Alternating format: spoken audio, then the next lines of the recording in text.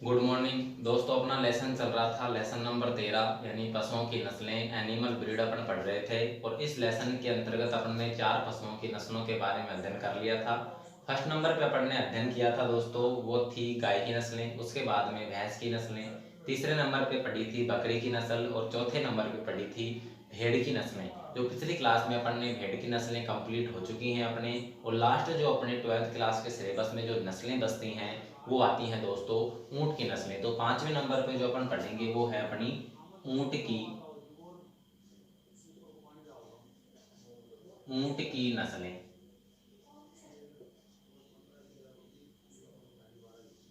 ऊंट की नस्लें यानी breed of breed of camel breed of camel. ऊंट की नस्लें पढ़ेंगे अपन। और ऊंट की नस्लों में लास्ट अपना जो सिलेबस में है वो भी अपने ऊंट की नस्लें ही हैं। ऊंट की नस्लों में अपन पढ़ेंगे कि ऊंट की नस्लें कितने प्रकार की होती हैं, राजस्थान में कुल कितनी नस्लें पाई जाती हैं, भारत में कुल कितनी नस्लें पाली जाती हैं। राजस्थान में जो नस्लें पाली जाती हैं उन नस्लों का अपन विशेषता पढ़ेंगे, उनकी मतलब डिटेल से अध्ययन करेंगे। और ऊंट की नस्लें पढ़ने से पहले अपन ऊंट के जो सामान्य बिंदु हैं, जो सामान्य जानकारी हैं, जनरल जो उसकी बातें हैं वो उनके बारे में अपन एक बार फोकस यहाँ करते हैं, उनको अपन देखते हैं दोस्तों। क्या क्या ऊंट के में 1 नंबर का क्वेश्चन कहाँ से बनता है, कौन कौन से इसमें इंपॉर्टेंट जो बिंदु हैं उनके बारे में पहले अपन पढ़ते हैं। देखिए ऊंट है तो ऊंट राजस्थान का एक महत्वपूर्ण पशु है। जो ऊंट है इसे राजस्थान का या राजस्थान के रेगिस्तान का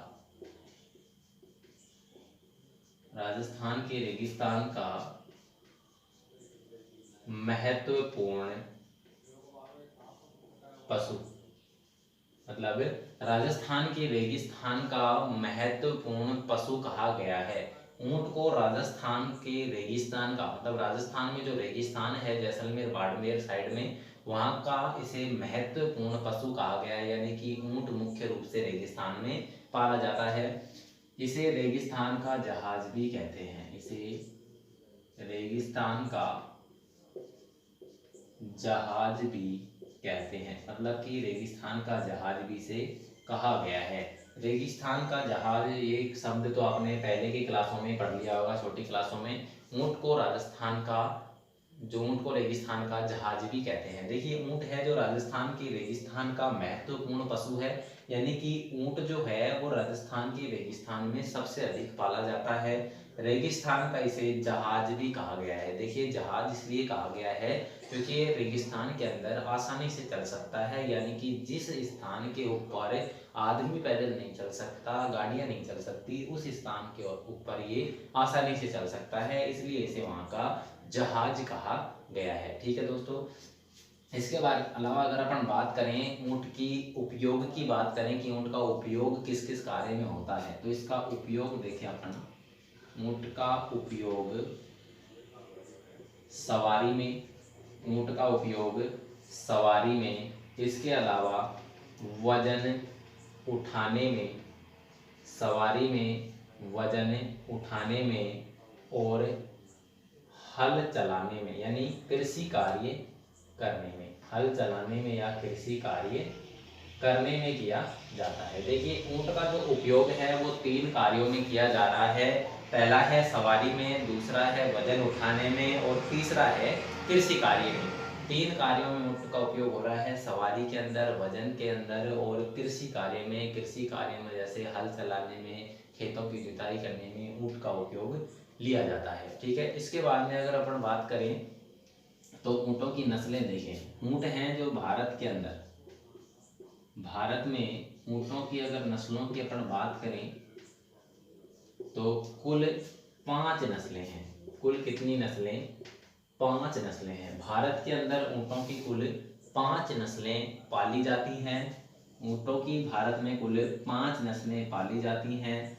राजस्थान की बात करें तो राजस्थान में ऊंटों की नस्लें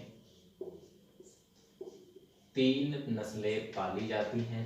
राजस्थान के अंदर ऊंटों की कुल 3 नस्लें पाली जाती हैं। और ऊंटों के जो बाल होते हैं, यानी कि इनके जो बाल होते हैं, उनसे कंबल बनाए जाते हैं, बालों से कंबल बनाए जाते हैं। यानी कि ऊंट है, इसे भारत में ऊँटों की 5 नस्लें पाली जाती हैं। इन 5 नस्लों में से राजस्थान के अंदर देखें अपन तो राजस्थान में 3 नस्लें पाली जाती हैं और ऊंट के जो बाल हैं इनसे कंबल बनाए जाते हैं। जो ऊंट के जो बाल होते हैं शरीर के, वो कंबल बनाने में काम आते हैं। इसके अलावा राजस्थान में इसकी जनसंख्या की बात करें, राजस्थान में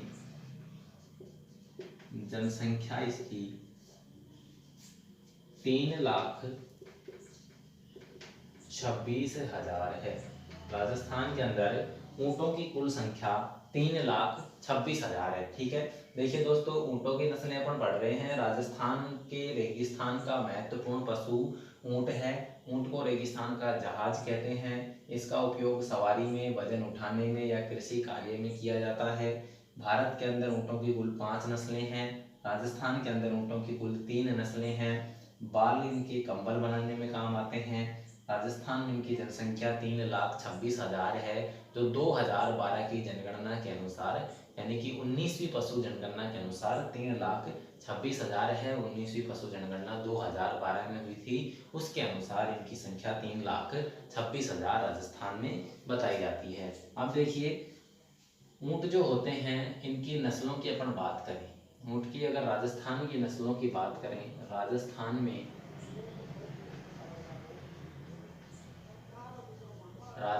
में ऊंटों की नस्लें, राजस्थान के अंदर ऊंटों की नस्लें तो 3 नस्लें हैं। राजस्थान के अंदर ऊंटों की कुल 3 नस्लें हैं।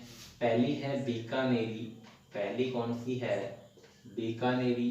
दूसरी है जैसलमेरी और तीसरी है मेवाड़ी। यानी कि 3 नस्लें हैं, पहली है बीकानेरी और दूसरी है जैसलमेरी, तीसरी है मेवाड़ी।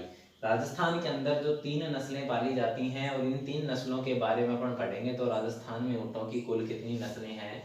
3 नस्लें हैं। और उन 3 नस्लों में पहले नंबर की नस्ल है बीकानेरी, दूसरे नंबर की है जैसलमेरी और तीसरे नंबर की है मेवाड़ी। देखिए, नाम से स्पष्ट हो रहा है, बीकानेरी है जो जैसलमेर बीकानेर साइड में मिलेगी, जैसलमेरी है जो जैसलमेर में मिलेगी, इसके अलावा फिर बीकानेर बाड़मेर में मिल जाती है। और मेवाड़ी जो नस्ल है वो मेवाड़ क्षेत्र में मिलती है, यानी कि उदयपुर, चित्तौड़गढ़, भीलवाड़ा के साइड में, राजसमंद के साइड में ये नस्ल देखने को मिलती है। इन नस्लों में एक एक मुख्यतः विशेषता इनकी मुख्य है, उनको अपन को ध्यान रखना है। बाकी सभी की इनकी कॉमन विशेषताएं होती हैं। ठीक है, इसके अलावा अगर बात करें ऊँट के सामान्य वजन की, ऊँट का अगर सामान्य वजन अपन देखें, ऊँट का सामान्य अगर वजन देखते हैं तो देखिए, ऊँट के सामान्य वजन को भी 3 भागों में मैं बांट देता हूँ यहाँ।